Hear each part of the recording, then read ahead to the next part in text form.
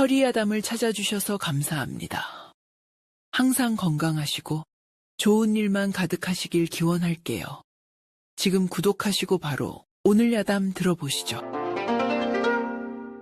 강원도 깊은 산골, 인적조차 드문 험준한 태백산맥의 끝자락에 낡아빠진 절 하나가 위태롭게 매달려 있었습니다. 현판은 썩어 문드러져 글자를 알아보기 힘들었고 담장은 곳곳이 무너져 산짐승들이 제 집처럼 드나드는 곳이었습니다. 겨울바람이 불 때마다 대웅전의 낡은 문짝은 비명 같은 소리를 내질렀고 마당에는 잡초 대신 하얀 눈만이 무심하게 쌓여가고 있었습니다. 그 적막한 절 마당을 지키는 이는 80살의 노승 해암이었습니다. 세월의 풍파를 정통으로 맞은 듯 그의 얼굴은 주름으로 뒤덮여 있었고 허리는 굽어 지팡이 없이는 한 걸음도 떼기 힘겨워 보였습니다. 해암은 떨리는 손으로 쌀이 빗자루를 쥐고 눈을 쓸고 있었습니다. 슥, 슥. 빗자루질 소리는 힘이 없어 금방이라도 멈출 듯 위태로웠습니다. 그의 곁에는 15살 난 소녀 유화가 언손을 호호 불어가며 할아버지를 돕고 있었습니다. 유화의 맑은 눈망울만이 이 죽은 듯한 절의 유일한 생기였습니다. 평화롭다면 평화롭고 처량하다면 처량한 이 산사에 불길한 그림자가 드리운 것은 해가 뉘엿뉘엿 넘어가던 오후였습니다. 어이, 땡중, 나와 보라고. 고요를 찢는 거친 고함과 함께 산적대가 들이닥쳤습니다. 산 아래 마을을 점거하고 온갖 악행을 일삼던 그들이었습니다. 두목인 왕초를 필두로 험상궂은 산의 10수명이 흙 묻은 발로 절마당을 짓밟았습니다. 그들의 몸에서는 역겨운 술 냄새와 피비린내가 진동했습니다. 아이고, 오셨습니까요? 해암은 빗자루를 내려놓고 비굴하게 허리를 굽혔습니다. 빠진 치아 사이로 새는 발음은 그를 더욱 초라하게 보이게 했습니다. 오셨습니까요? 이 멍청한 늙은이가. 우리가 저번에도 말했지. 당장 이 절 비우고 꺼지라고. 왜 아직도 여기서 얼쩡거려. 왕초가 성큼성큼 다가와 해암의 어깨를 밀쳤습니다. 힘없는 노인은 낙엽처럼 뒤로 나뒹굴었습니다. 할아버지! 유화가 비명을 지르며 달려와 해암을 부축했습니다. 해암은 쿨럭거리며 마른 기침을 토해냈습니다. 날이 갈 곳이 없습니다. 이 엄동설 안에 늙은이와 어린 것을 쫓아내시면 얼어 죽습니다요. 제발 봄이 올 때까지만.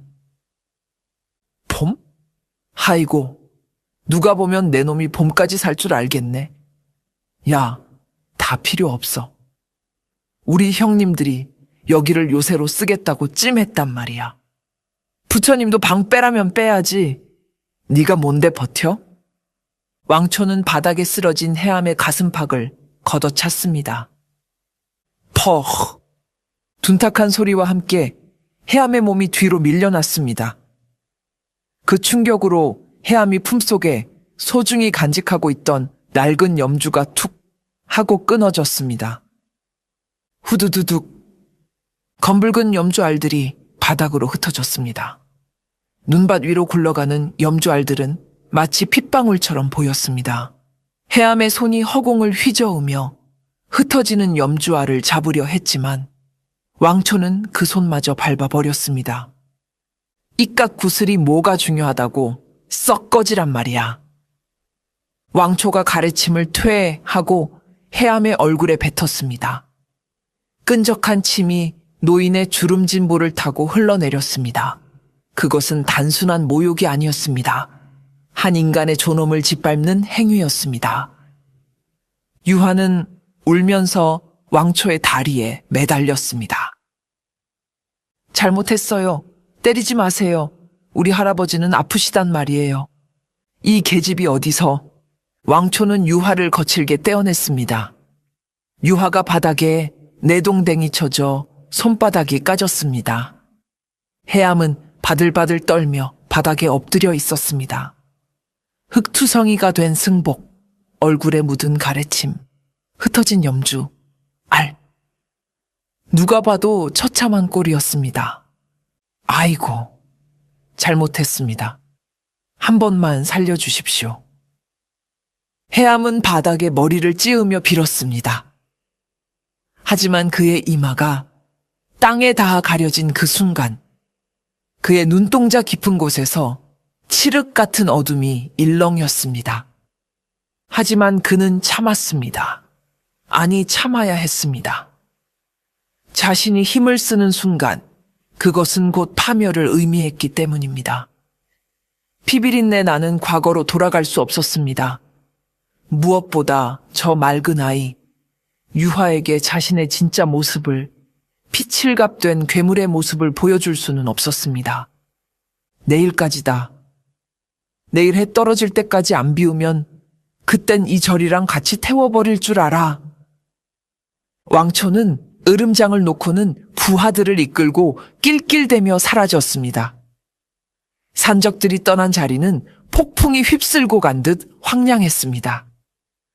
해암은 떨리는 손으로 바닥을 더듬어 눈 속에 파묻힌 염주알들을 하나하나 줍기 시작했습니다. 유화가 울먹이며 다가와 고사리 같은 손으로 함께 주었습니다. 할아버지, 괜찮으세요? 많이 아프죠? 아니다. 괜찮다. 내가 못나서 그렇다. 해암은 유화의 눈물을 닦아주며 억지 미소를 지었습니다. 하지만 그의 가슴 속에서는 이미 억누를 수 없는 폭풍이 휘몰아치고 있었습니다. 밟힌 것은 염주가 아니라 그의 마지막 인내심이었습니다. 그날 이후 해암의 일상은 지옥과 다름없었습니다. 산적들은 예고도 없이 불쑥불쑥 찾아와 행패를 부렸습니다. 밥을 먹으려 하면 밥상을 엎어버리고 불공을 드리려 하면 목탁을 빼앗아 던져버렸습니다. 그들은 해암을 바보 스님이라 부르며 장난감 취급했습니다. 어느 날은 산적들이 술에 취해 몰려와 해암에게 술을 따르라고 강요했습니다. 승려에게 술 시중을 들게 하는 것은 씻을 수 없는 모욕이었습니다. 자, 한 잔 받아보시지. 땡중 영감. 부처님도 술은 좋아하실 거야. 으하하. 해암은 묵묵히 술병을 들었습니다. 손이 떨려 술을 잔에 넘치게 따르자 산적 하나가 해암의 뒤통수를 쳤습니다. 눈이 삐었어? 아까운 술을 흘려? 죄송합니다. 해암은 연신 고개를 조아렸습니다. 마을 사람들은 멀리서 그 광경을 지켜보며 혀를 찼습니다. 왕년엔 주지 스님이었는데 어쩌다 저리 노망이 나서 똥오줌도 못 가리는 바보가 다 됐어. 그러게 말이야. 차라리 일찍 죽는 게 낫지. 저게 무슨 꼴이야. 사람들의 동정 섞인 비웃음이 비수가 되어 꽂혔지만 해암은 그저 허허실실 웃을 뿐이었습니다. 그는 바보가 되어야 했습니다. 철저하게 무능하고 힘없는 노인이어야만 했습니다. 그래야 유화를 지킬 수 있었으니까요. 밤이 깊어 유화가 잠들고 나면 해암은 홀로 방에 앉아 호롱불을 켰습니다. 그리고 낮에 주워 모은 끊어진 염주알들을 꺼냈습니다. 한 알 한 알. 그는 떨리는 손으로 바늘에 실을 꿰어 염주를 다시 만들었습니다. 나무 아미타불. 나무 아미타불. 연불 소리는 간절한 기도라기보다 끓어오르는 사리를 누르기 위한 주문에 가까웠습니다. 염주 알 하나를 꿰을 때마다 낮에 겪었던 수모와 분노가 떠올랐습니다. 산적놈의 목을 비틀고 싶은 충동, 뼈를 부러뜨리고 싶은 욕망. 그것은 40년간 잠재워왔던 인간 백정의 본능이었습니다. 그의 손가락 마디마디에는 굳은 살이 박혀 있었습니다. 그것은 농사를 지어 생긴 굳은 살이 아니었습니다. 수십 년간 검을 쥐고 사람의 뼈를 쳐내며 생긴 무인의 흔적이었습니다. 비록 피부는 쭈글쭈글해졌지만 그 아래 숨겨진 근육과 뼈대는 여전히 강철처럼 단단했습니다. 해암은 완성된 염주를 손에 쥐었습니다. 팽팽하게 당겨진 실, 그것은 그의 이성의 끈과도 같았습니다. 참아야 한다. 나는 살인귀가 아니다. 나는 수행자다. 그는 스스로에게 최면을 걸듯 되뇌었습니다. 하지만 창밖에서 들려오는 산적들의 고성방가 소리와 잠결에 뒤척이며 앓는 소리를 내는 유화의 숨소리가 그의 결심을 자꾸만 흔들었습니다. 어느 날 새벽 해암은 마당에 나가 빗자루질을 했습니다. 아무 생각 없이 그저 마당을 쓰는 행위 자체에 집중하려 했습니다. 세윽세윽. 빗자루가 눈 위를 지나갈 때마다 눈 위에는 빗자루 자국만 남고 발자국은 남지 않았습니다. 그는 무의식 중에 답설무흔, 눈을 밟아도 흔적을 남기지 않는다는 절정고수의 경공수를 쓰고 있었던 것입니다. 자신도 모르게 나온 무공에 해암은 화들짝 놀라 빗자루를 떨어뜨렸습니다. 그는 자신의 다리를 주먹으로 내리쳤습니다. 이놈의 다리! 움직이지 마라! 잊어버려라! 너는 걷지도 못하는 병신이다. 산적 두목 왕초는 단순한 왈패가 아니었습니다. 그는 돈 냄새를 맡는 데는 귀신 같은 감각을 가진 자였습니다. 그가 굳이 이 낡은 저를 뺏으려 하는 데는 이유가 있었습니다. 며칠 전 그는 술집에서 묘한 이야기를 들었습니다. 그거 알아? 무심사 대웅전 터가 예전에 금광이었다는 거. 에이, 설마? 금광이면 스님들이 부자였겠지. 저렇게 거짓골로 살겠어? 아니야, 진짜라니까. 옛날 문헌에 보면 그 자리에 황금이 쏟아져 나왔는데 요물들이 꼬인다고 스님들이 일부러 절을 지어 눌러버렸대. 취객의 헛소리였을지도 모르지만 왕초의 귀에는 달콤한 악마의 속삭임으로 들렸습니다. 그는 그날부터 무심사를 유심히 관찰했습니다. 그리고 절 뒤편 바위 틈에서 반짝이는 금가루 같은 것을 발견했다고 확신했습니다. 그래, 이거야. 이 절 밑에 엄청난 금맥이 흐르고 있는 게 분명해. 왕초의 눈이 탐욕으로 뒤집혔습니다. 금만 캔다면 이 산골 구석에 처박혀 산적질이나 하는 신세에서 벗어나 한양의 거부가 되어 떵떵거리며 살 수 있을 것이라 믿었습니다. 그는 부하들을 불러 모았습니다. 형제들, 잘 들어라. 우리 인생을 바꿀 기회가 왔다. 저 썩은 절간 밑에 황금이 묻혀 있다. 정말입니까, 형님? 우와, 대박이다. 산적들은 환호했습니다. 그들의 눈에도 탐욕의 불길이 타올랐습니다. 내일이다. 내일 밤 당장 작업을 시작한다. 저를 불태워버리고 땅을 파헤칠 거다. 한 부하가 조심스럽게 물었습니다. 형님, 그럼 저 늙은 스님이랑 계집애는 어떡합니까? 왕초는 비릿한 웃음을 지으며 손가락으로 목을 긋는 신용을 했습니다. 귀찮게 살려둘 필요 있나? 어차피 늙어서 오늘 내일 하는 놈이고 계집애는 좀 아깝긴 하군. 아무튼 방해되면 구덩이 파서 같이 묻어버려. 산속에서 사람 둘 없어진다고 누가 신경이나 쓰겠냐. 그의 계획은 잔혹하고 철저했습니다. 탐욕은 인간의 최소한의 양심마저 마비시켜 버렸습니다. 왕초는 쇠몽둥이를 닦으며 중얼거렸습니다. 부처님도 돈 앞에서는 소용없지. 금이 나오면 내가 금부처 하나 새로 모셔줄 테니 얌전히 비켜주쇼. 그 시각 해암은 법당에서 불상을 닦고 있었습니다. 왠지 모를 한기가 등골을 스치고 지나갔습니다.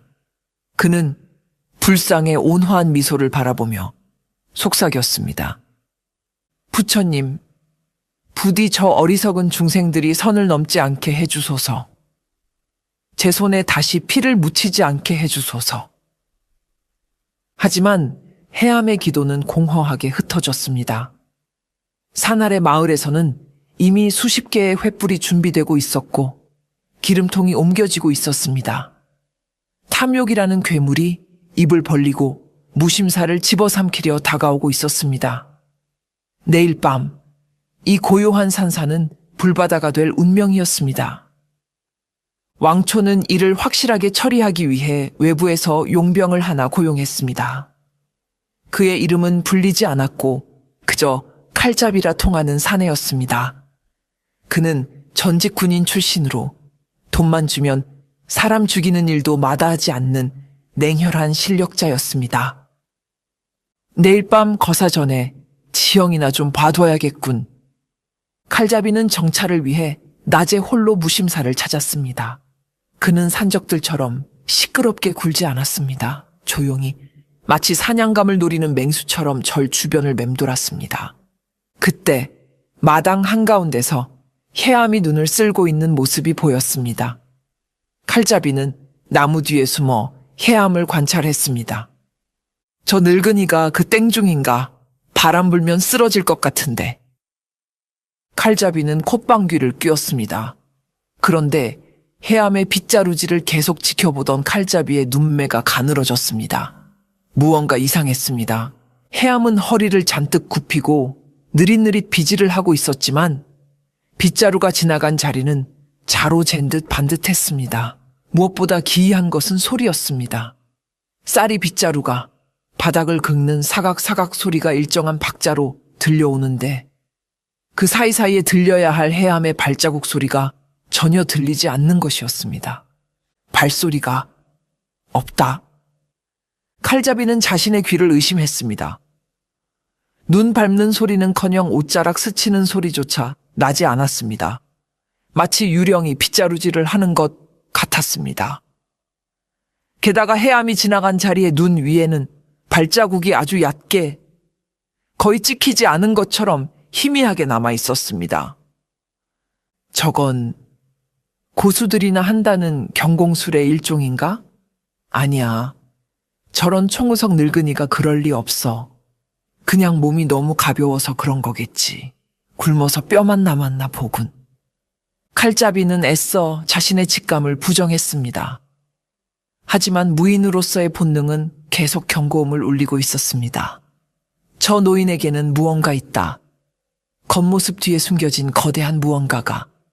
해암이 빗자루질을 멈추고 허리를 펴며 칼잡이가 숨어있는 나무 쪽을 힐끗 쳐다보았습니다. 흐릿하고 초점 없는 눈동자였지만 칼잡이는 순간 심장이 덜컥 내려앉는 느낌을 받았습니다. 마치 발가벗겨진 차에 맹수 앞에 선 기분이었습니다. 누구시오? 해암이 쉰 목소리로 물었습니다. 칼잡이는 헛기침을 하며 나무 뒤에서 나왔습니다. 지나가던 나그너에다.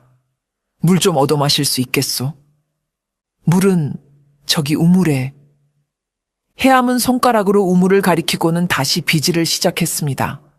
칼잡이는 물을 마시는 척하며 해암의 등을 노려보았습니다. 빈틈투성이었습니다. 지금 당장이라도 도끼를 꺼내 내리치면 두 동강 낼 수 있을 것 같았습니다. 기분 탓이겠지. 너무 예민해졌어. 칼잡이는 물바가지를 내려놓고 돌아섰습니다. 하지만 저를 내려가는 내내 등 뒤가 서늘했습니다. 그는 왕초에게 보고할 때 이 찜찜한 기분을 말하지 않았습니다. 말했다가는 겁쟁이 취급을 당할 테니까요. 그것이 칼잡이의 그리고 산적들의 치명적인 실수가 되었습니다. 폭풍 전야의 고요함 속에서 진짜 호랑이는 발톱을 숨긴 채 조용히 숨을 고르고 있었습니다. 운명의 밤이 밝았습니다.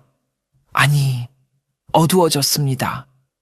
달빛조차 구름에 가려 칠흑 같은 어둠이 깔린 밤, 왕초가 이끄는 산적대가 횃불을 들고 무심사로 진격했습니다. 그들의 손에는 칼과 도끼, 그리고 기름통이 들려 있었습니다. 와! 괴성과 함께 산적들이 절 문을 부수고 난입했습니다. 고요하던 산사는 순식간에 아수라장이 되었습니다. 다 태워버려 금을 찾자. 왕초의 명령의 산적들은 법당과 요사체에 기름을 끼얹고 횃불을 던졌습니다. 화르륵! 건조한 목재 건물은 순식간에 불길에 휩싸였습니다. 매캐한 연기와 뜨거운 열기가 밤하늘을 붉게 물들였습니다. 안 돼! 이게 무슨 짓입니까? 잠자다 깬 해암이 뛰쳐나왔습니다. 그는 불타는 대웅전을 보고 망연자실했습니다. 평생을 지켜온 부처님의 집이 탐욕스러운 인간들에 의해 재가 되어가고 있었습니다. 하하하, 꼴 좋다. 늙으니 이제 좀 정신이 드나? 왕초는 대웅전으로 들어가 불상 앞에 섰습니다. 금칠이 벗겨진 낡은 불상이 인자한 미소를 짓고 있었습니다. 왕초는 그 미소가 비웃음처럼 느껴져 기분이 나빴습니다. 부처님도 돈 앞에서는 소용없다. 우리한테 밥을 줘, 금을 줘. 에이, 퇴. 왕초는 준비해온 오물이 담긴 양동이를 불상 얼굴에 끼얹었습니다. 오물이 황금빛 불상을 더럽히며 흘러내렸습니다. 그것은 신성모독이자 인간으로서 넘어서는 안 될 선을 넘은 행위였습니다. 멈추시오. 천벌을 받을 짓이오. 해암이 왕초에게 달려들었지만 부하들이 그를 발로 차 넘어뜨렸습니다. 이 늙은이가 아직도 살아서 떠드네. 얘들아, 밟아라! 산적들이 해암을 둘러싸고 무자비하게 짓밟았습니다. 해암은 웅크린 채 고통을 견뎠습니다. 뼈가 부러지는 소리가 났지만 그는 신음소리조차 내지 않았습니다. 그때 요사체 쪽에서 비명소리가 들렸습니다. 할아버지, 살려주세요. 유화였습니다. 불타는 방에서 빠져나오려던 유화가 산적들에게 잡힌 것입니다. 오호, 이 계집애 제법 반반한데 노예 시장에 팔면 꽤 받겠어. 아니면 오늘 밤 우리 술시중이나 들게 할까? 산적들이 음흉한 웃음을 흘리며 유화를 질질 끌고 나왔습니다. 유화는 공포에 질려 발버둥 쳤습니다. 해암의 귀에 유화의 비명소리가 꽂혔습니다. 이거 놔! 이거 놓란 말이야! 유화는 자신을 붙잡은 산적의 팔을 물어뜯었습니다. 아! 이 독한 년이! 화가 난 산적이 유화의 뺨을 후려갈겼습니다. 유화는 바닥에 쓰러져 입술이 터지고 피를 흘렸습니다. 하지만 그녀는 굴하지 않고 해암이 있는 쪽을 향해 기어갔습니다. 할아버지, 할아버지. 저리 치워. 귀찮게 하지 말고.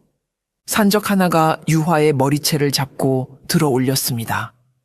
그리고는 허리춤에서 단검을 꺼내 유화의 얼굴에 들이댔습니다. 이 예쁜 얼굴에 칼자국 하나 나면 값어치가 뚝 떨어지겠지. 얌전히 안 있어. 차가운 칼날이 유화의 볼에 닿았습니다. 유화는 공포에 질려 눈을 크게 떴습니다. 할아버지! 순간 해암의 머릿속에서 툭 하고 무언가 끊어지는 소리가 났습니다. 그것은 40년간 그를 올가매고 있던 인내의 끈이었습니다. 동시에 그의 핏줄 속에서 잠자고 있던 악마가 눈을 떴습니다. 부처님, 저는 최선을 다했습니다. 허나 세상은 저에게 자비를 허락하지 않는군요. 해암은 눈을 감았습니다. 그리고 다시 떴을 때 그의 눈동자는 더 이상 자비로운 승려의 것이 아니었습니다. 붉은 핏발이 선 굶주린 맹수의 눈이었습니다. 산적 하나가 해암의 머리를 밟으려 발을 들어 올렸습니다. 이 늙은이가 누굴 쳐다봐? 하지만 그 발은 해암의 머리에 닿지 못했습니다. 해암의 손이 번개처럼 움직여 산적의 발목을 낚아챘기 때문입니다. 산적이 당황하는 사이 해암은 소나귀에 힘을 주었습니다. 우직근, 끄악! 발목뼈가 가루가 되는 끔찍한 소리와 함께 산적이 비명을 지르며 쓰러졌습니다. 주변에 있던 산적들이 놀라 멈칫했습니다. 해암은 천천히 몸을 일으켰습니다.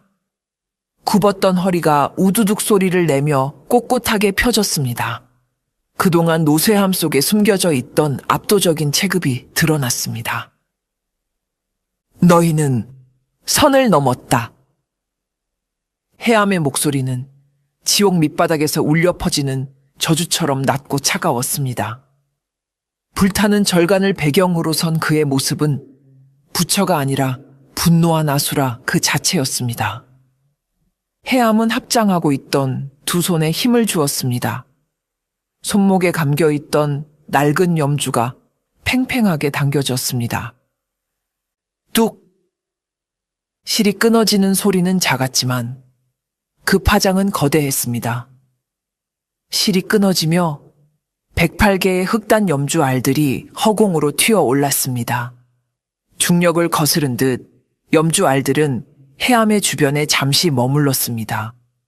그의 몸에서 뿜어져 나오는 기운이 염주 알들을 공중에 붙잡아둔 것입니다. 해암은 눈을 감고 마지막 연부를 외웠습니다. 나무와 미타불. 그가 눈을 뜨자 탁했던 눈동자에서 푸른 안광이 뿜어져 나왔습니다. 오늘 내 손에 피를 묻히겠다. 그리고 그 피로 너희의 죄를 씻으리라. 해암은 오른손을 들어 올려 공중에 떠있는 염주알 하나를 검지와 엄지로 잡았습니다. 마치 딱밤을 때릴 준비를 하는 듯한 자세였습니다. 산적들은 기이한 광경에 압도되어 뒷걸음질 쳤습니다. 저게 뭐야? 염주가 왜 둥둥 떠 있어? 미친 늙은이가 요술을 부리나? 왕초가 소리쳤습니다. 뭐해, 저 늙은이 죽여버려. 칼을 든 산적 3명이 해암을 향해 달려들었습니다. 죽어라. 해암은 움직이지 않았습니다. 그저 손가락에 힘을 모아 염주 알을 튕겨냈습니다. 탕! 마치 총을 쏘는 듯한 날카로운 파열음이 났습니다. 해암의 손가락을 떠난 염주 알은 눈에 보이지 않는 속도로 날아갔습니다. 가장 앞서 달려오던 산적은 무엇에 맞았는지도 몰랐습니다. 퍽! 그의 이마 정중앙에 붉은 구멍이 뚫렸습니다.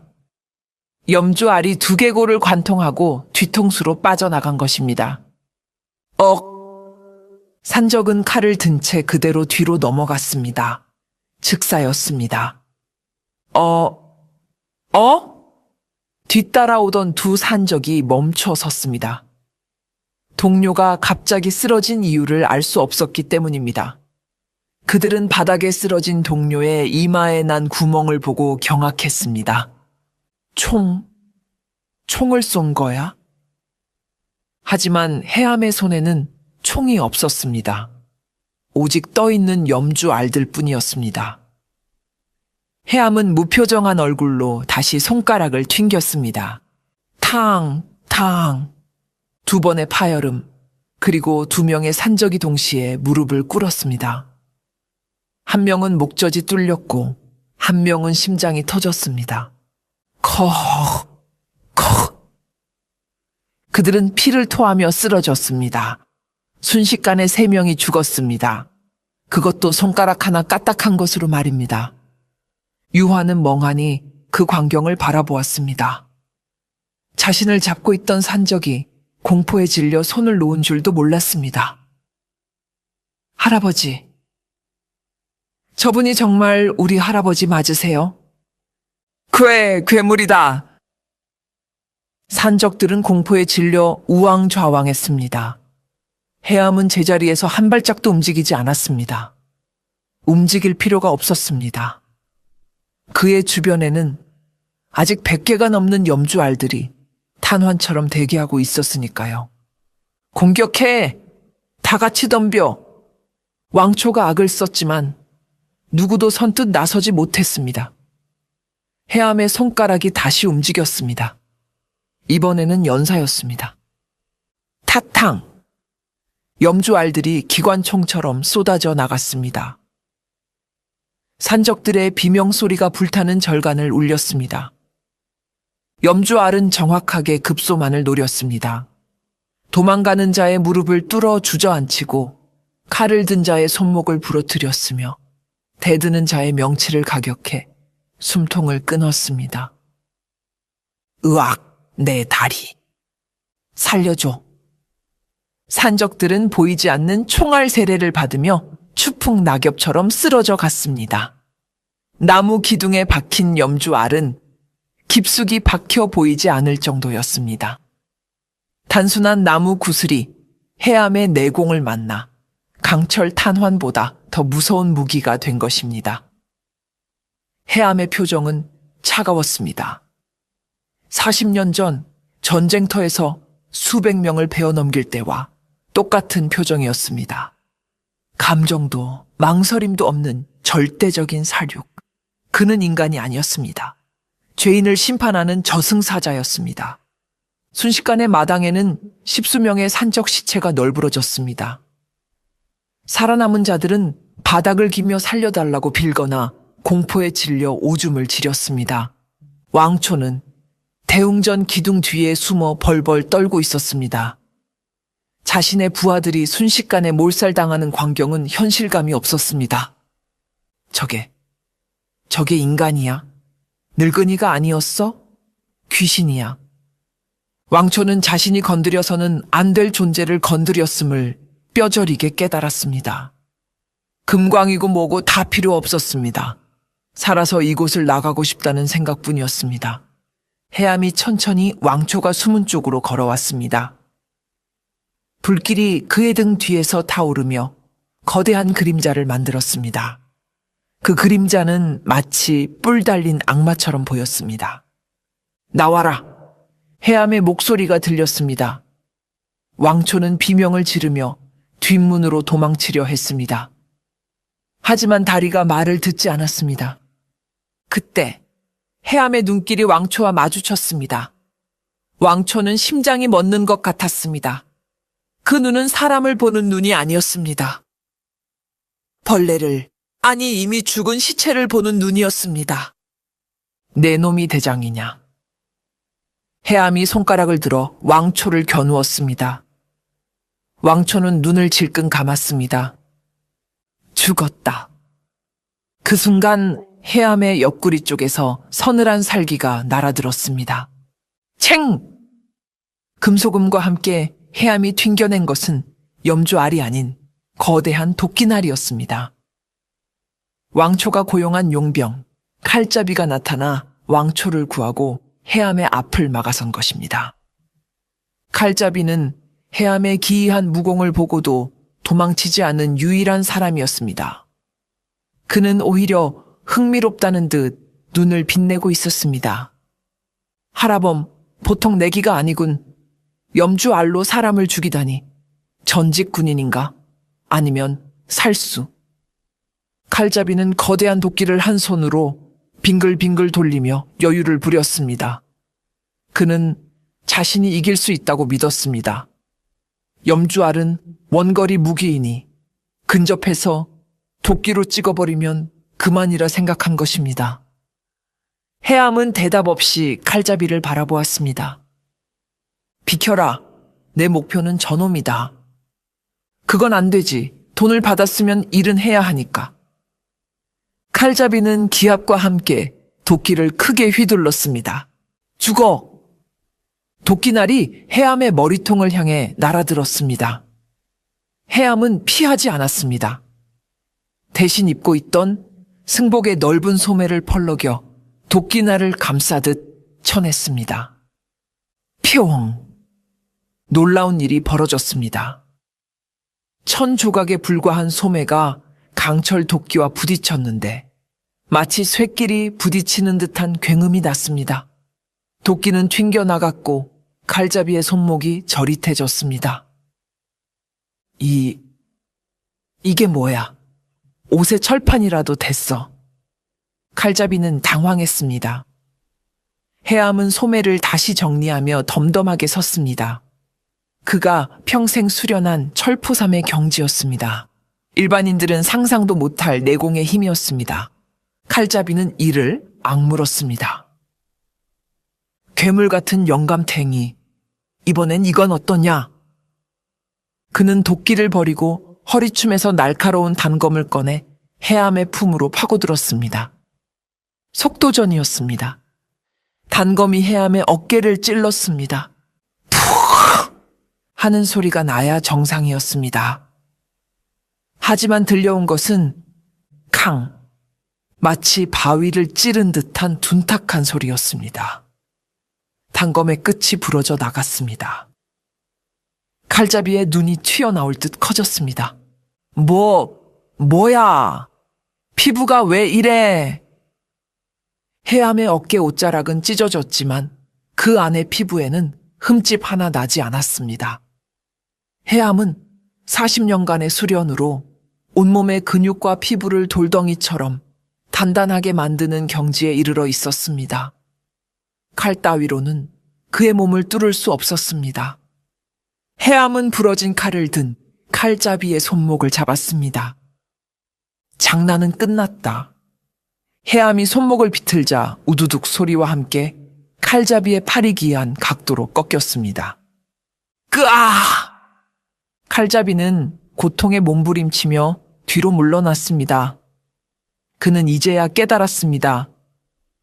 자신이 상대하는 자는 인간이 아니라 인간의 탈을 쓴 괴물이라는 것을 이길 수 없는 싸움이었습니다. 칼잡이마저 당하자 남은 산적들은 전의를 상실했습니다.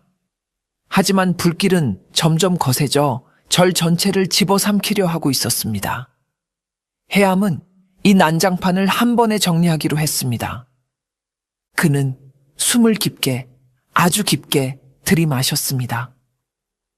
주변의 공기가 그의 폐 속으로 빨려 들어가는 듯 했습니다. 가슴이 부풀어 오르고 배에 힘이 들어갔습니다. 그리고 입을 열어 토해냈습니다. 이놈들아! 사자후. 엄청난 성량과 내공이 실린 음파 공격이었습니다. 쾅!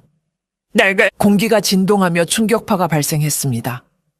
가까이 있던 산적들은 고막이 터져 귀를 감싸쥐고 뒹굴었습니다. 왕초는 그 충격으로 코피를 쏟으며 주저앉았고 칼잡이도 정신을 못 차리고 비틀거렸습니다. 심지어 거세게 타오르던 불길마저 그 엄청난 바람에 밀려 일순간 사그라들었습니다. 촛불을 입으로 불어 끄듯 거대한 화마가 노승의 호통 한 번에 기세가 꺾인 것입니다. 유리창이 깨지고 기와장이 떨어졌습니다. 세상이 멈춘 듯한 정적이 찾아왔습니다. 오직 해암의 거친 숨소리만이 들려왔습니다. 칼잡이는 귀에서 피를 흘리며 일어섰습니다. 죽을 때 죽더라도 끝까지 발악했습니다. 너 정체가 뭐야? 칼잡이는 마지막 힘을 다해 해암에게 달려들었습니다. 해암은 그를 쳐다보지도 않고 오른손 바닥을 하늘 높이 들어 올렸습니다. 그리고는 바닥을 향해 천천히 하지만 묵직하게 내리찍었습니다. 쿵. 해암의 손바닥이 허공을 갈랐을 뿐인데 거대한 바람의 압력이 칼잡이를 덮쳤습니다. 마치 보이지 않는 거인의 손바닥이 위에서 누르는 것 같았습니다. 크헉! 칼잡이는 바닥에 짓눌려 납작하게 엎드려졌습니다. 흙바닥에 거대한 손바닥 모양의 자국이 생길 정도로 엄청난 위력이었습니다. 그는 더 이상 일어날 수 없었습니다. 뼈가 으스러지고 내장이 뒤틀린 고통 속에 기절해버렸습니다. 이것이 바로 전설의 열의 신장, 해암의 필살기였습니다. 압도적인 힘의 차이 앞에 모든 적은 무릎을 꿇었습니다. 이제 남은 것은 왕초뿐이었습니다. 그는 공포에 질려 네 발로 기어서 도망치려 했습니다. 그가 도달한 곳은 더럽혀진 불상 앞이었습니다. 살려주시오. 제발 살려주시오. 내 전 재산을 주겠소. 금도 다 주겠소. 왕초는 바닥에 머리를 찌으며 빌었습니다. 오줌과 똥으로 범벅이 된 바지가 냄새를 풍겼습니다. 해암은 천천히 왕초에게 다가갔습니다. 그림자가 왕초를 덮쳤습니다. 재산이라. 해암은 왕초의 머리 위에 손을 얹었습니다. 따뜻하고 부드러운 손길이었습니다. 왕초는 살았다는 희망에 고개를 들었습니다. 내 죄는 돈으로 씻을 수 없다. 지옥에 가서 염라대왕에게 빌어라. 해암의 손에 미세한 힘이 들어갔습니다. 파! 나지막한 기합과 함께 해암의 내공이 왕초의 뇌로 흘러 들어갔습니다. 죽이지는 않았습니다. 하지만 왕초의 눈동자가 순식간에 풀리며 초점을 잃었습니다. 뇌의 신경을 끊어버려 평생 똥오줌도 가리지 못하는 백치로 만들어버린 것입니다. 헤헤헤헤헤. 왕초는 침을 흘리며 실실 웃기 시작했습니다. 탐욕스럽던 악당은 사라지고 껍데기만 남았습니다. 모든 적이 쓰러졌습니다. 마당은 시체와 신음하는 산적들, 그리고 피비린내로 가득 찼습니다. 불길은 잦아들었지만 영희는 자욱했습니다. 그 한가운데 해암이 서 있었습니다. 피 한 방울 묻지 않은 승복을 입고 꼿꼿하게 선 모습. 하지만 그에게서 뿜어져 나오는 기운은 너무나 낯설고 무거웠습니다. 유화는 구석에 웅크린 채 그 모습을 지켜보고 있었습니다. 할아버지! 유화의 목소리가 떨렸습니다. 해암이 천천히 고개를 돌려 유화를 바라보았습니다. 그의 눈에는 아직 붉은 살기가 남아 있었습니다. 유화는 흠칫 놀라 뒷걸음질 쳤습니다. 항상 따뜻하게 웃어주던 할아버지가 아니었습니다. 무서운 괴물 같았습니다. 유화의 두려워하는 눈빛을 본 순간 해암의 가슴이 무너져 내렸습니다. 아, 내가 무슨 짓을... 해암은 눈을 감고 깊은 숨을 내쉬었습니다. 몸에서 살기가 빠져나가고 팽팽했던 근육이 풀어졌습니다. 꼿꼿했던 허리가 다시 구부정하게 휘어졌습니다. 그는 다시 힘없고 쭈글쭈글한 노인으로 돌아왔습니다. 유화야, 놀랐느냐? 미안하다. 해암이 다가가려 했지만 유화는 그 자리에서 엉엉 울음을 터뜨렸습니다. 안도감과 공포가 뒤섞인 눈물이었습니다. 해암은 차마 유화를 안아주지 못하고 피 묻은 손을 등 뒤로 감췄습니다. 날이 밝자 연기를 보고 관아의 포졸들이 출동했습니다. 그들이 무심사에 도착했을 때 현장은 참혹했습니다. 산적들은 대부분 죽거나 기절해 있었고 왕초는 바보가 되어 희죽거리고 있었습니다. 이게 무슨 일이야? 내분이 일어났나? 포졸들은 수군거렸습니다. 그들의 눈에 비친 해암은 그저 구석에서 빗자루질을 하고 있는 노망난 늙은이일 뿐이었습니다. 어이 스님, 여기서 무슨 일이 있었소? 해암은 멍한 표정으로 침을 흘리며 대답했습니다. 싸웠어. 지들끼리 막 싸우더니, 헤헤. 포졸들은 혀를 찼습니다.